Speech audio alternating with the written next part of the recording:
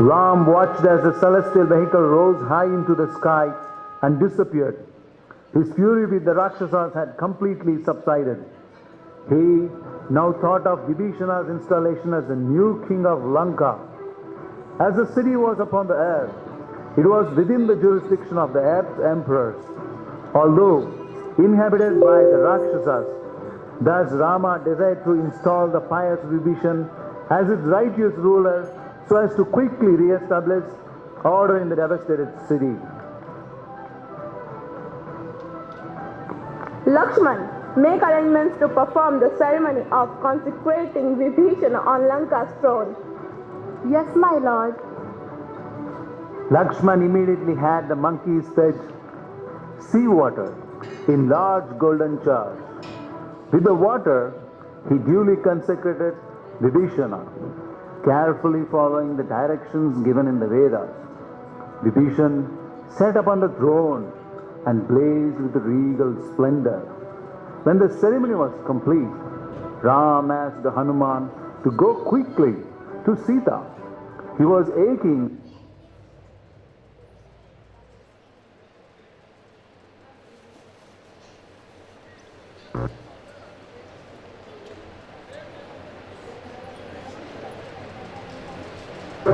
When the ceremony was complete, Ram asked Hanuman to go quickly to Sita. He was aching to see her again, and he said to Hanuman,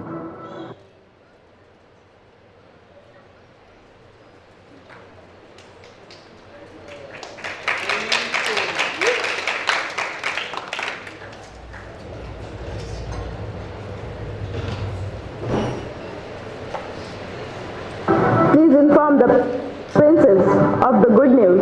I long to see her. Tell her to make herself ready, so that very soon I may meet with her.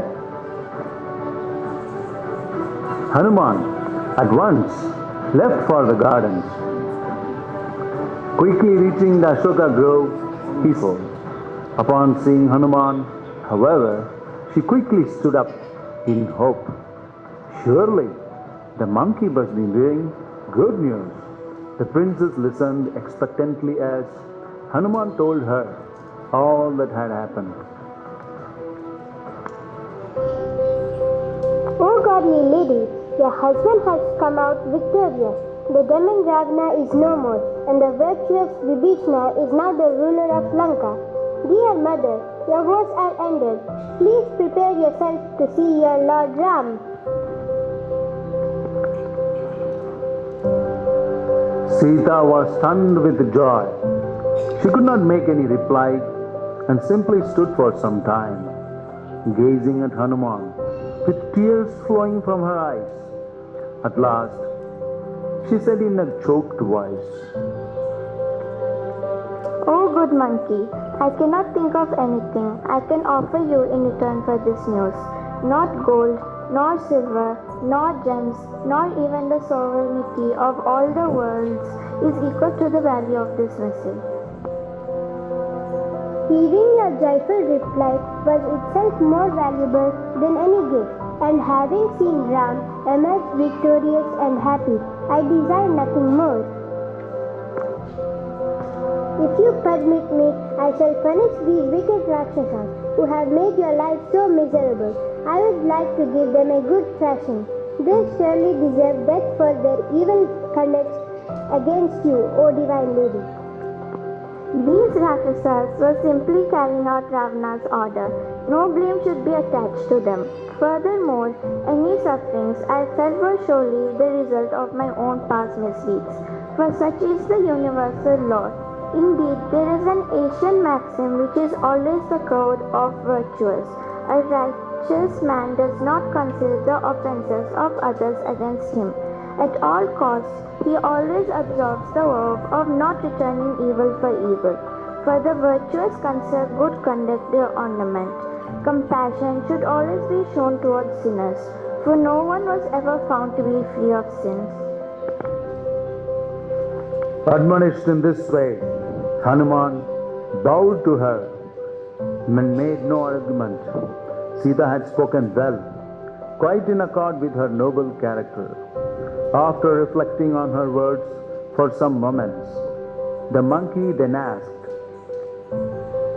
I wish to return now to Ram. Please give me a message for him. I only wish to see my Lord Ram. Bowing once again, Hanuman left and made his way back to Vibhishana's palace, where Ram was waiting. Hearing to arrange that she be given the celestial clothes and ornaments. Please have that princess bathed with the heavenly unguents and dressed in the finest silks. They have her brought here. My heart is burning with the desire to see her again. Vibhishan immediately arranged for her bath and clothing. In a short while, the princess was adorned in costly robes and jewels, worthy of consorts of the gods. She mounted a golden palanquin, bedecked with celestial gems, and was borne into Ram's presence. My dear Lord Ram, Mother Sita is on her way in a palanquin. My dear Vibhishan, the princess should be asked to dismount and proceed on foot. The people desire to see her, and that is not condemned by scripture. A house, a veil, or a costume are never the protection of chaste woman. Her character alone is her shield. Lakshman, Sugriv, and Hanuman looked at Ram with surprise. He appeared to be displeased with Sita. His expression was stern and thoughtful. As Vibhishan conducted Sita into his presence, Ram looked at her without smiling. Sita was overjoyed to see Ram again, and her face shone like the moon, but she felt abashed when she saw his grave expression. Her limbs trembled, and she stood before him with her head bowed and hands folded.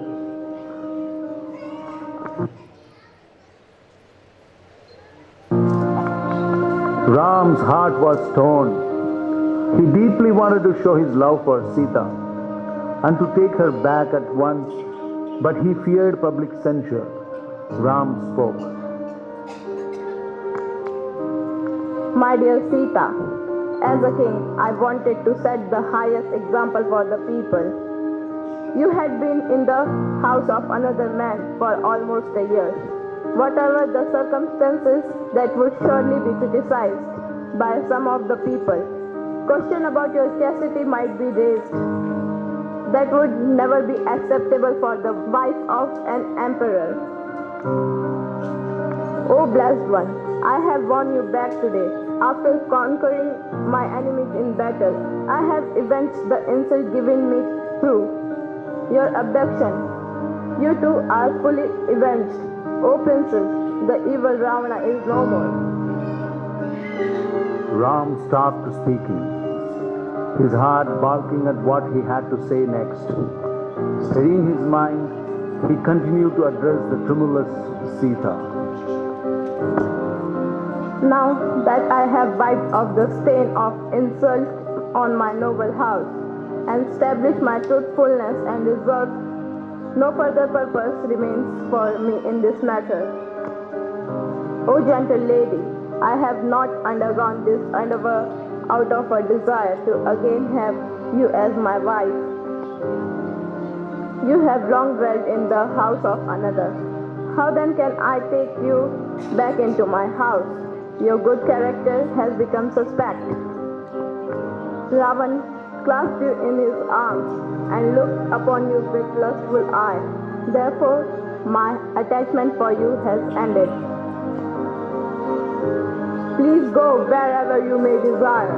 Perhaps you may now find shelter with Lakshman, or Bharat, or Shatrugna, or even Vibhishan. As beautiful as you are, O Sita, how could Ravana left you alone?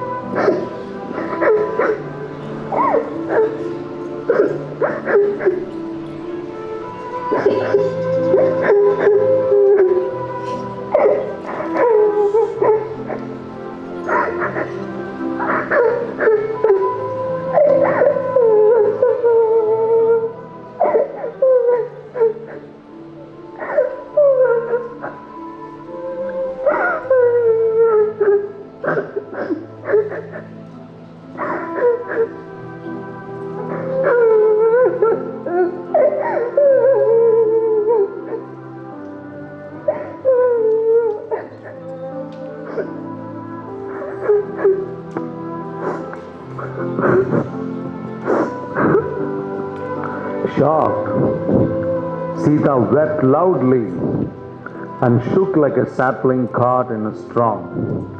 Greatly shamed by her husband's words, she shrank into herself.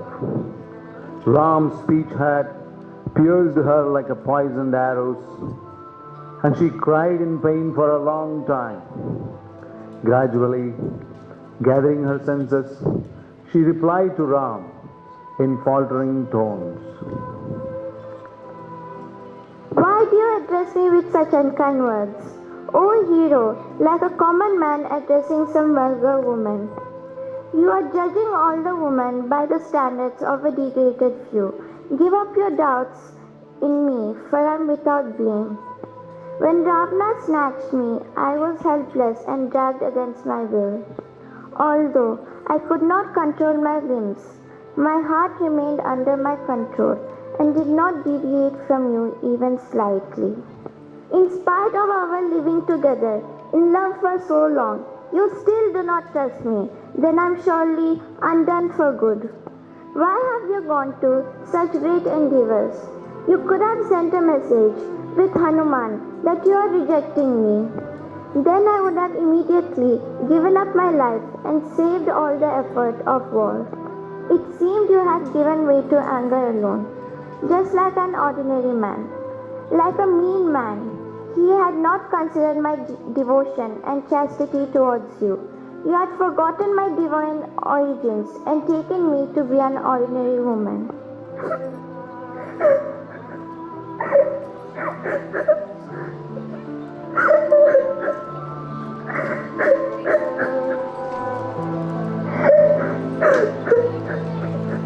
Oh Prince, please raise for me a fire.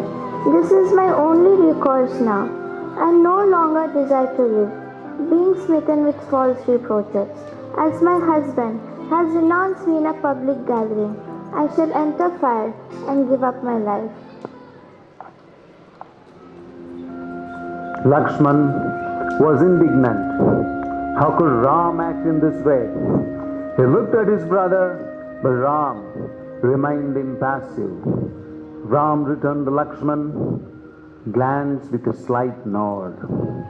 Lakshman understood his desire and, feeling deeply pained and perplexed, constructed a fire.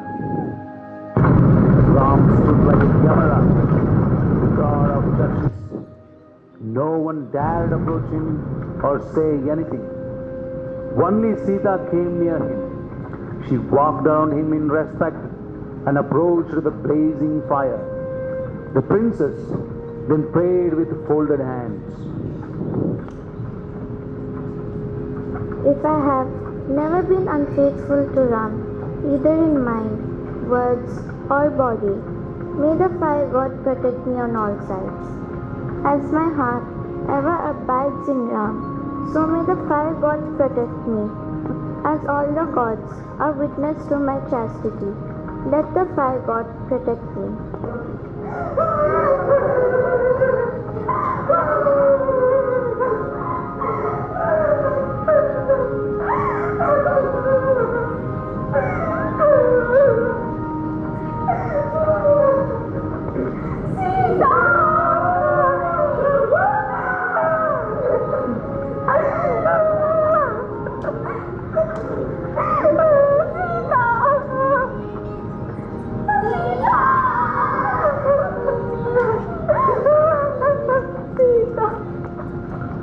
All the women in the assembly sent up a great cry as they watched her ascend to the pyre, like a goddess fallen from heaven and entering hell. A gasp of amazement and shock came from the crowd as Sita disappeared into the flames.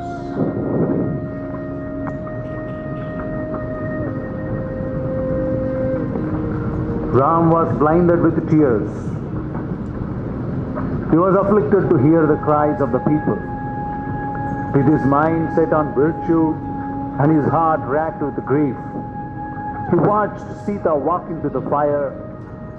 From the sky, the gods, headed by Brahma, addressed Rama. How are you allowing this divine lady to enter fire? Do you not recall your actual identity? What is this play of yours, O Lord? Ram looked at the gods and folded his palms. He replied, I take myself to be a human. My name is Ram, the son of Dashath. Let Brahma tell me who I was in my former lives. O Ram, I know, as the original creator of the cosmos, you are Vishnu and Narayan, the one supreme person who is known by many names. All the gods come from you and the worlds reset. The worlds rest upon your energy. You exist within and without all things and reside in the heart of every being. Your existence and actions are inconceivable. You have appeared as Ram for the destruction of Ravana and the deliverance of your devoted servants. Now that you have accomplished your purpose, you should return to your own abode.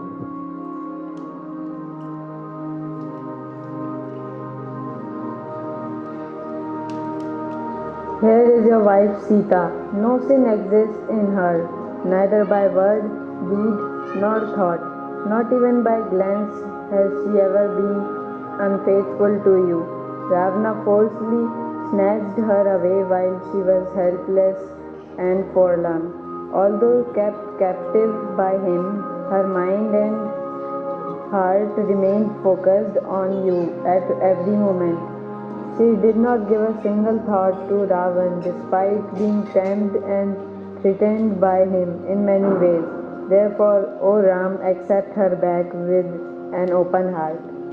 Ram experienced great joy upon hearing Agni's speech. His eyes flooded with tears as he replied to the fire god. Sita needed this purificatory ordeal, otherwise the world would have condemned me as foolish and controlled by lust. She dwelt in Ravana's house for a long time, and her chastity had to be proven to the world. Although I know of her undivided love for me, indeed guarded as she is by her own moral power, Ravana could not have violated Sita anymore. Then the sea could transgress its bounds. Sita is inseparable from me, as sunlight from the sun. I could no more renounce her than a virtuous man could renounce righteousness. Sita bloomed with happiness. Ram turned to Sita and smiled. She stand next to Ram and other associates, Lakshman, Vibhishan, joined. Ram's purpose was fulfilled. The crowd cheered in great joy, coming together like a great roaring ocean. Everyone experienced the highest ecstasy upon seeing Ram united with Sita. Gandharvas sang while the Apsaras danced, their mind-stealing dances filled with the movements and gestures deep with meaning. Ram, Sita, Lakshman, Vibhishan, Hanuman, everyone joined the crowds to watch his devotees dancing for Ram's pleasure. Jai Shri Ram!